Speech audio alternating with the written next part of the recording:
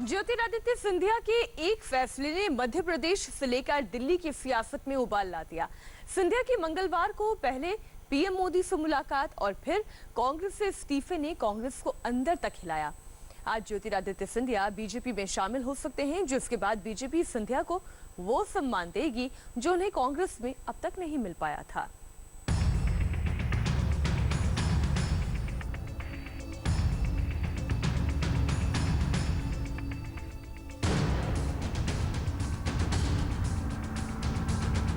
पिछले 24 घंटे में घड़ी की सुई इतनी तेजी से नहीं भागी होगी जितनी तेजी से अजब एमपी की गजब सियासत भागी है। मंगलवार को होली पर ज्योतिरादित्य सिंधिया के एक फैसले ने कांग्रेस के दिग्गजों की होली बेरंग कर दी। सिंधिया का ऐसा हृदय परिवर्तन हुआ कि दिल्ली से लेकर एमपी तक सियासी भूचाल आ गया।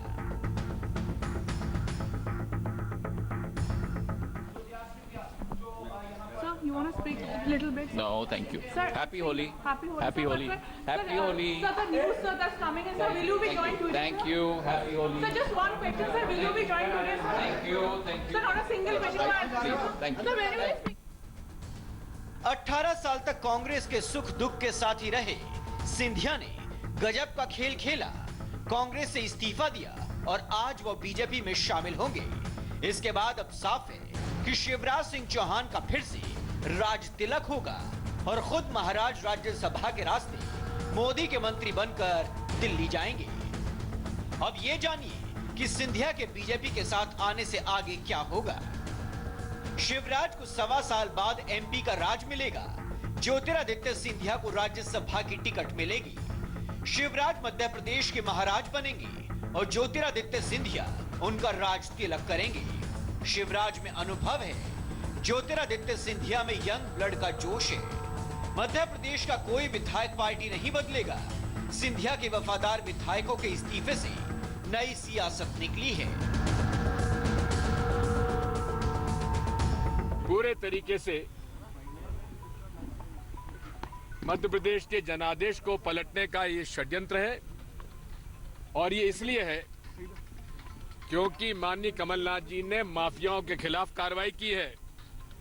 चाहे माफिया जमीन का हो, चाहे बिल्डर हो, चाहे एडल्ट्रेशन का हो, हर तरह के माफिया के खिलाफ जो कार्रवाई दबंगाई से कमलनाथ जी ने की है, उसके कारण ये घबराए हुए हैं। मध्य प्रदेश की सियासत में हाशिए पर जा रहे सिंधिया 18 साल तक हाथ के साथ थे, लेकिन जब सिंधिया को पूरी तरह से नजरअंदाज कर दिया गया, तब उन्होंने कांग्रेस का साथ छोड़ने में 2 घंटे का भी वक्त नहीं लिया। सिंधिया ने अपने इस्तीफे में सीधा और 2 टूक लिखा था, अब आगे बढ़ने का वक्त आ गया है। कांग्रेस पार्टी से 18 सालों से जुड़ा था, अब आगे बढ़ने का वक्त है। कांग्रेस की प्राथमिक सदस्यता से इस्तीफा दे रहा हूं। मेरे इस्तीफे की भूमिका 1 साल से तैयार हो रही थी। मेरा मकसद प्रदेश और जनता की सेवा करना है। कांग्रेस में रहकर जनता की सेवा नहीं कर पा रहा था। एक नई शुरुआत का बेहतर वक्त है। पापा की पार्टी छोड़कर वो दादी की पार्टी में पहुंचे हैं, इसलिए परिवार कह रहा है उनकी घर वापसी हुई है। तो आज बड़ी खुशी है। मैं अपनी बहन से भी बात कर रही थी, वसुंधरा राजे, तो हम यही कह रहे थे कि अम्मा जब उगता हुआ सूरज पे माधवराव सिंधिया लड़े ग्वालियर से, तो आपको याद होगा, शायद आपका जन्म नहीं हुआ होगा उस टाइम, पर लोगों को याद है कि जब उगते हुए सूरज से महाराज लड़े थे, तो अम्मा ने और पूरी बीजेपी ने बहुत समर्पित ढंग से उनके अगेंस्ट कोई किसी को नहीं लड़ाया।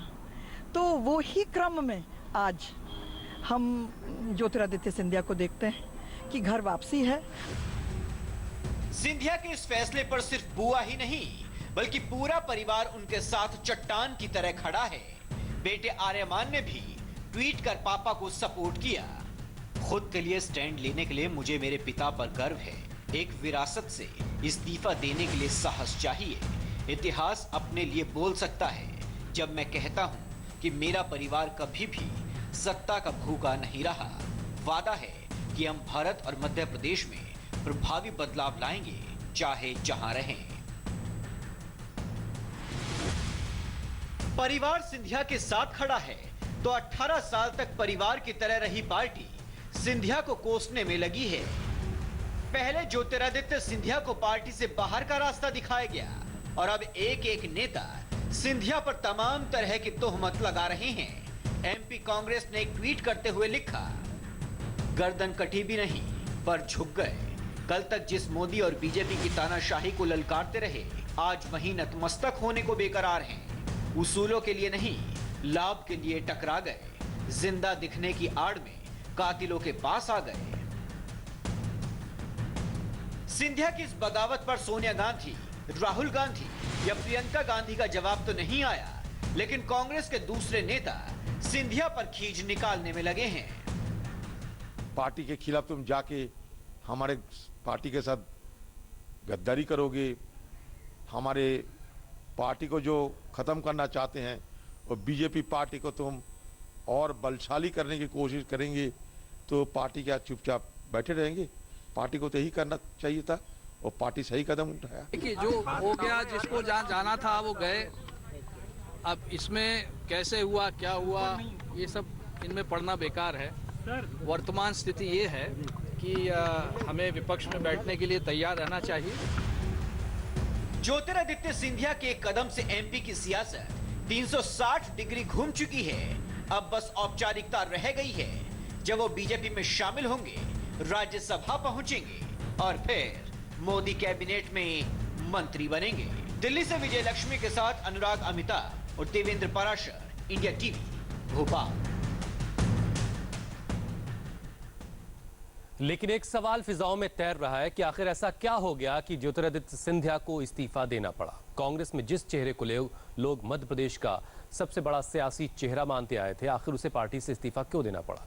जानकारों की माने तो इस नाराजगी की शुरुआत मध्य प्रदेश में जीत के साथ शुरू हो गई थी। 13 दिसंबर 2018 की तस्वीर, बमुश्किल 14 महीने पुरानी, जब ज्योतिरादित्य सिंधिया राहुल गांधी के राइट हैंड हुआ करते थे और कमलनाथ राहुल गांधी के लेफ्ट हैंड हुआ करते थे। लेकिन अब ये तस्वीर बदल गई है। ज्योतिरादित्य सिंधिया तो वहीं खड़े हैं, लेकिन उन्होंने राहुल गांधी और कमलनाथ को फ्रेम से हटा दिया है और अब प्रधानमंत्री नरेंद्र मोदी, गृह मंत्री अमित शाह और शिवराज सिंह चौहान उनके साथ खड़े हैं। जब तक वहां थे तब तक महाराजा थे और आज माफिया हो गए। ये दोहरे मापदंड कांग्रेस को शोभा नहीं देते। जिस पार्टी से ज्योतिरादित्य सिंधिया का अनुवांशिक विरोध था, अब उस पार्टी से ज्योतिरादित्य की आत्मा का मिलन हो गया। लेकिन सवाल ये नहीं कि अब ज्योतिरादित्य कमल के फूल बांटेंगे। सवाल यह है कि आखिर कांग्रेस से कहां चूक हो गई कि वो अपने सबसे धारदार औजार को संभाल कर नहीं रख पाए। 14 महीने पहले का इतिहास समझिए। मध्य प्रदेश में कांग्रेस जब सरकार बना रही थी तो सबसे आगे नाम ज्योतिरादित्य सिंधिया का चल रहा था। लेकिन दिल्ली से खबर आई कि सीएम कमलनाथ होंगे और ये नाराजगी सिंधिया के चेहरे पर नजर आने लगी। सिंधिया ने सोचा था कि सीएम नहीं तो प्रदेश अध्यक्ष का पद तो मिल ही जाएगा, लेकिन पार्टी ने पश्चिमी यूपी का जिम्मा सौंप दिया और अब जब बात राज्यसभा भेजने की हो रही थी तो यहाँ भी दिग्विजय और कमलनाथ की जोड़ी ने सिंधिया के रास्ते को रोक दिया। कांग्रेस सोच रही थी कि सिंधिया को सब कुछ कबूल है, लेकिन कांग्रेस का ये चेहरा अपनी ही पार्टी में हाशिए पर फेंक दिए जाने की कसक को कई बार छिपा नहीं सका। अपने ही सरकार के खिलाफ उन्होंने 2 महीने पहले मोर्चा खोल दिया था।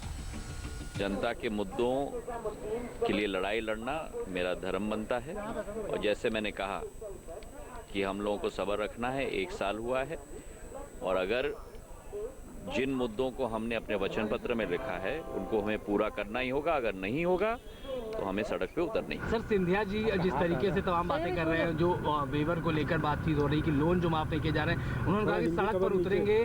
किस तरीके से उधर जाएं? तकरार इतनी बढ़ गई थी कि सोशल मीडिया पर नजर आने लगी। 3 महीने पहले ज्योतिरादित्य ने ट्विटर से अपने नाम के आगे से कांग्रेस हटा लिया था।